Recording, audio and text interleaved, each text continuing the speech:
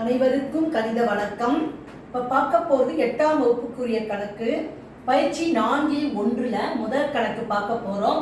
அதில் 5வது கணக்கு வாழ்வியல் கணிதம்ங்கிற யூனிட்டில் உள்ள கணக்கு. 0.5252 என்பது டேஸ் சதவீதம் ஆகும் அப்படின்னு சொல்லி கொடுத்துருக்காங்க. தசம எண்ணாக கொடுக்கப்பட்டிருக்கு. என்ன கொடுத்துருக்காங்க? நம்பரு 0.5252. இத முதல்ல நம்ம என்ன செய்ய போறோம்? இந்த தசம எண்ணா இருக்கு பாத்தீங்களா, இத முழு எண்ணா மாத்திக்க போறோம். அப்ப முழு எண்ணா மாத்துறதுக்கு 10ல் 1, 100ல் 1, 1000ல் 1, 10000ல் 1 அப்படின்னு இருக்கு.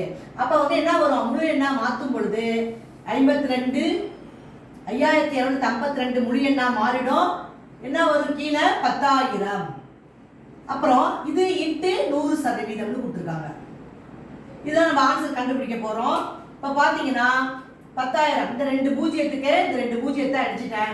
மிச்சம் இருக்கிறது என்ன இருக்கு? 5252/100. நம்ம என்ன செஞ்சுக்கிறோம்? தசம எண்ண முழு எண்ணா மாத்திக்கிறோம்.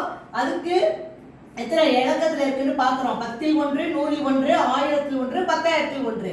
10000ல் 1 அப்படிங்கிறப்ப வகுக்கிறப்ப இது முழு எண்ணா மாறிடும். இப்ப இன்ட்டு 100ன்னு போடுறேன். இப்ப இதை சுருக்கின பிறகு 5252 100ஆல வகுக்க போறோம். இதுவும் நம்ம எளிதாக வகுக்கிறதுக்கு என்ன மெத்தடு? எத்தனை பூஜ்ஜியம் இருக்கு? 2 பூஜ்ஜியம் இருக்கு.